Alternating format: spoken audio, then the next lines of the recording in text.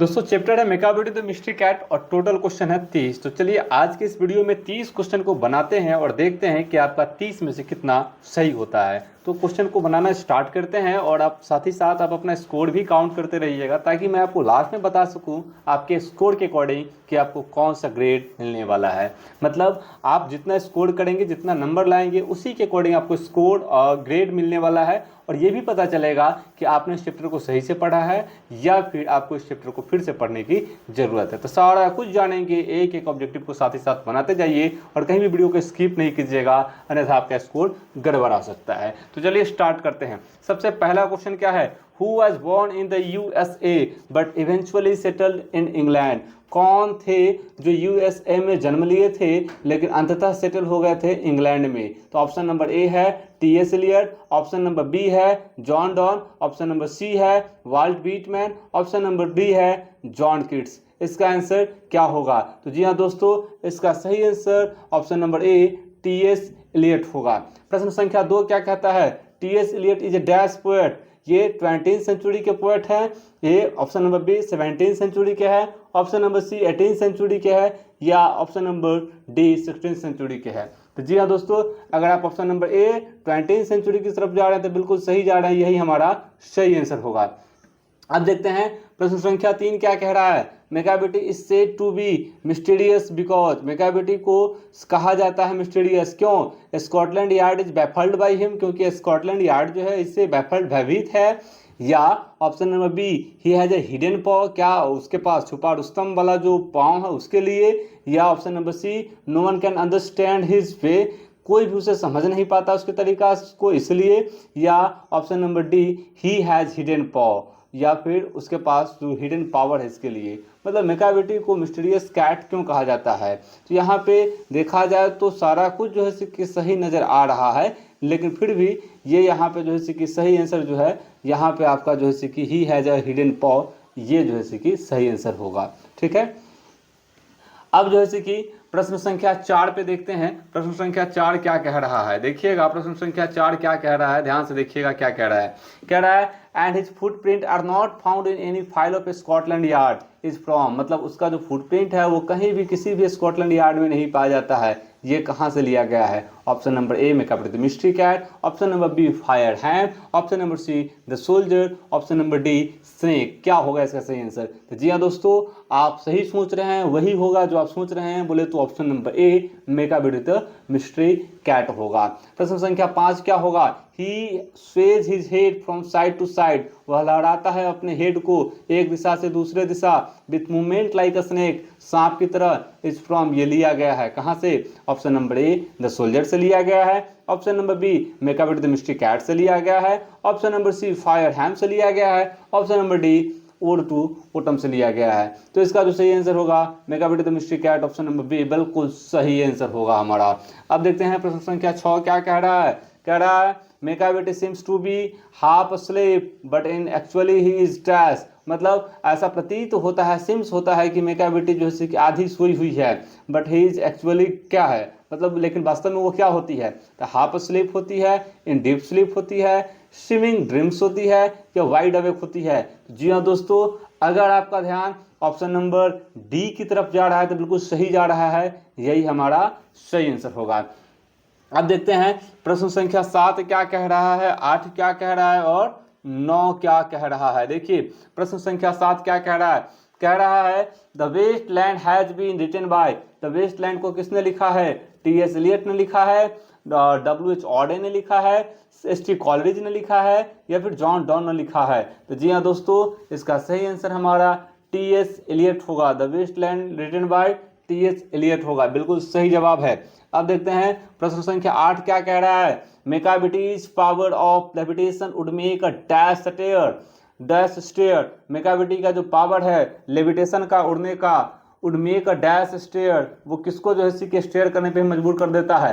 Saint को, option number A, option number be healthy को, option number सी फकीर को, ऑप्शन नंबर डी डेविल को। यहाँ पे मतलब कहा जा रहा है कि कौन ऐसा आदमी है जो मेकाबिटी के पावर को देख करके टकटकी लगाने लगता है? तो यहाँ पे फकीर होगा, फकीर स्टेट सेंट ये होगा आपका। ठीक है, ये ऑप्शन नंबर सी होगा। फकीर भी जो है कि टकटकी लगा करके देखने लगता है। अब जो है कि प्रश्न संख्या 9 देखते हैं। 9, मेकाबिटी इज आउटवर्डली डैश, मेकाबिटी जो है कि ऊपरी तौर पे डैश है, मिजरेबल है, रिस्पेक्टेबल है, अपीलिंग है, ऑप्शन नंबर डी हेल्दी है। तो ऊपरी तौर पे इसको क्या किया जाता है, तो ऊपरी तौर पे इसको सम्मान दिया जाता है, मतलब सम्मान देने का मन नहीं लेकिन फिर भी सम्मान दिया जाता है। ऑप्शन नंबर बी रेस्पेक्टेबल होगा। तो इस प्रकार से प्रश्न संख्या 9 हो गया। अब हम चलते हैं प्रश्न संख्या 10 की तरफ। प्रश्न संख्या 10 कह रहा है according to Eliot Macavity is the dash of crime, मतलब इलियट के according Macavity dash of crime है, मतलब क्राइम के क्या है। ऑप्शन नंबर ए हिटलर है, ऑप्शन नंबर बी नेपोलियन है, ऑप्शन नंबर सी अलेक्जेंडर है, option number D none of this. तो यहाँ पे जो है कि ऑप्शन नंबर बी सही आंसर होगा हमारा। अब देखते हैं 11 नंबर प्रश्न, who has compose the poem Macavity the mystery Cat, किसने कंपोज किया है मेकाबिटी द मिस्ट्री कैट को। Option number A T S. Eliot है, option number B W B. Yeats है, option number C W H. Auden है, option number D John Donne है। तो जी हाँ दोस्तों, आप सही आंसर की तरफ जा रहे हैं, बिल्कुल सही आंसर होगा option number A T S. Eliot. Eliot was awarded the Nobel Prize for literature in dash, तो यहाँ पे क्या होगा 1947, 1948, 1949 या 1950। तो यहाँ पे 1948 बिल्कुल सही जवाब होगा, यही हमारा सही आंसर होगा। Eliot belong to the dash century, Eliot जो है किस सेंचुरी से जो है कि बिलोंग करते थे, 18th सेंचुरी से, 19th सेंचुरी से, 20th सेंचुरी से या फिर डी नन ऑफ दिस। तो जी हाँ दोस्तों, आप सही जा रहे हैं, ऑप्शन नंबर सी बिल्कुल सही होगा 20th सेंचुरी।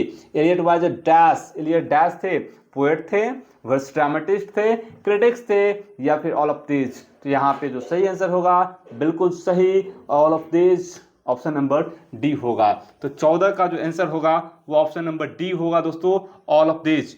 मतलब फिर से सुनिएगा, प्रश्न संख्या 14 Eliot was a dash, Eliot dash थे, पोएट थे, वर्स ड्रामेटिस्ट थे, क्रिटिक्स थे या ऑल ऑफ दिस थे। तो ऑल ऑफ दिस यहाँ पे ऑप्शन नंबर डी बिल्कुल सही आंसर होगा। अब देखते हैं प्रश्न संख्या 15 क्या कह रहा है, 15 से लेकर के 19 तक देखते हैं। देखिए क्या कह रहा है, Macavity the mystery Cat is a dash poem, Macavity the mystery Cat dash poem है, ह्यूमरस है, डिटेक्टिव है, सिंबॉलिक है या फिर नन ऑफ दीज है। ये कैसा पोएम है, तो यहाँ पे जो है कि ऑप्शन नंबर आपका humorous, detective, symbolic, none of these, इसका जो आंसर है ये हम आप पे छोड़ते हैं। आप देखिए कि इसका क्या आंसर होगा, कमेंट में हमें बताइएगा जिसको ये पता होगा, ठीक है।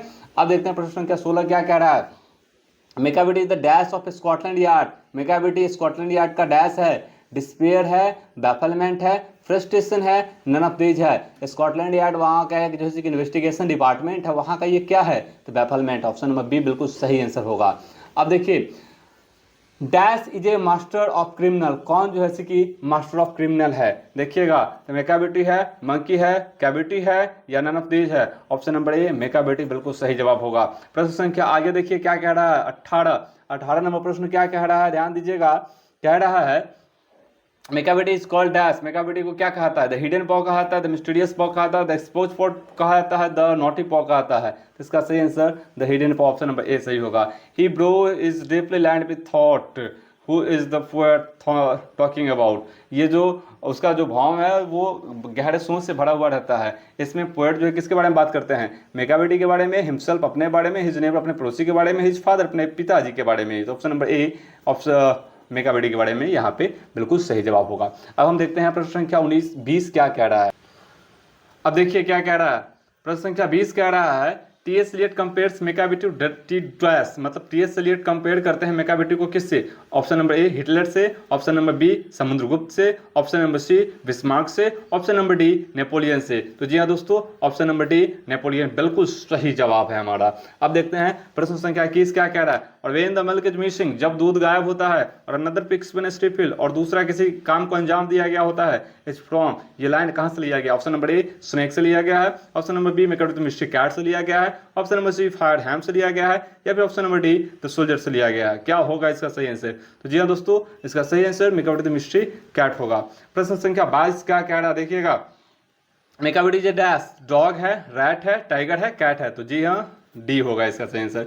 तो 22 का हमारा डी हो गया। अब देखते हैं 23 नंबर क्या कह रहा है। 23 नंबर देखिएगा, Mungojerrie and Griddlebone are also dash, Mungojerrie और ग्रिडल बोन क्या है, डॉग्स है, मंकी है, बर्ड्स है, कैट्स है। ऑप्शन नंबर डी कैट्स होगा, बिल्कुल सही जवाब होगा हमारा। मेकाबिटी इज एंड डैश, मेकाबिटी क्या है, आउटलॉ है, क्रिमिनल है, लूटर है, डिप्लोमेट है। तो यहाँ पे एन से पता चल रहा है कि जो भी आएगा तो वो वॉवेल वाला आएगा, तो यहाँ पे क्या होगा जी आउटलॉ होगा।